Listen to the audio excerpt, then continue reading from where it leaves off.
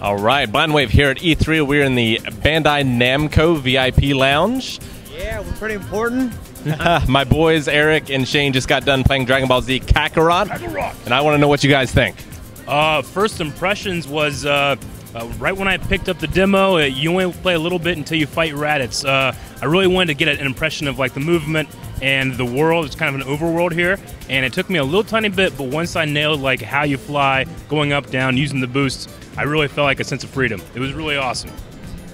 Yeah, I had to say the same thing. I actually, when I first started playing it, someone else left the demo on, so I just fought Raditz for a few minutes, and then I restarted it, and I actually ran around the open world, and I was doing some missions for some people. I saw you and I were doing one of the same missions for one of the Red Ribbon, one of those old androids from Dragon. Android 8, yeah. So I did one of those missions, and I was doing some other missions. So basically, you have this big open world. And when you're playing it, it's weird because it's so huge, and you're thinking, well, it kind of takes a while to get someplace, and you feel kind of stiff. But once you learn the movement and how fast you can go, you get this great sense of speed that the game gives you. So there's a lot of Dragon Ball Z games out there, including Dragon Ball Z Xenoverse. So what makes this different from something like that? Well, it's very comparable to Xenoverse, I think, but what makes this different is that you're replaying the story from the original Dragon Ball Z, which, to be fair, has also been done many times in games. But I think this is interesting because you have this big overworld full of some stuff to do. I played for a little bit, and I already met Oolong and Bulma. Yajirobe wanted me to go get some meat.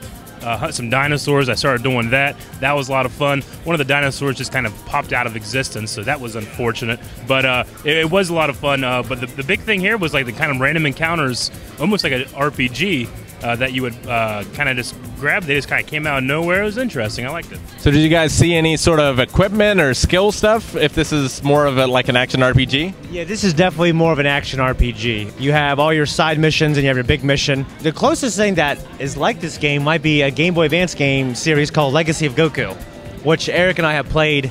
I absolutely love Legacy of Goku. They have cinematics to tell the story, and then you fight. You have cinematics, and they have maybe a hub that you fly around in. But this is a big open world. It's pretty cool. We've seen what Dragon Ball Z looks like on current gen consoles. How do you think this one holds up? Well, when I first saw the trailer, I actually wasn't super impressed because I was comparing it to Fighters. But playing this with the screen right there and it being so responsive, it looked pretty good to me, especially considering the scope of the game, how much there is to do.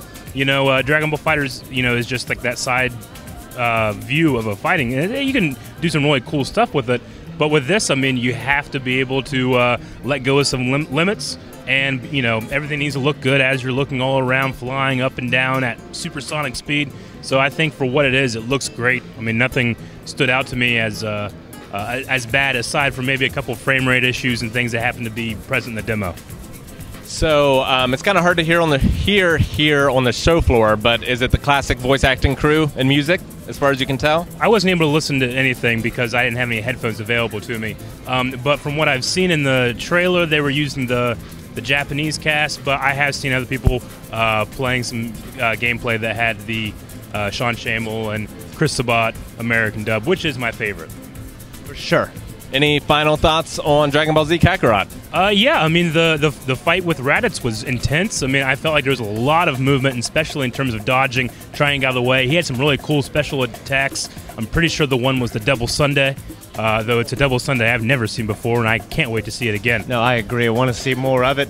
We got a small sample size of what looks like an action RPG that's probably pretty expansive. I like what I've seen so far, so I just can't wait to see some more. I thought it looked fun. It looked interesting. I've played like 6 of the 25 Dragon Ball Z games there are out there. This might be one I have to pick up. Blind Wave reporting from the Bandai Namco booth. We'll be back. Subscribe. Don't miss a thing.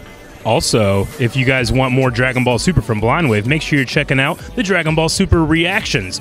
Just subscribe to this channel. We are currently in the Tournament of Power. Sweet stuff.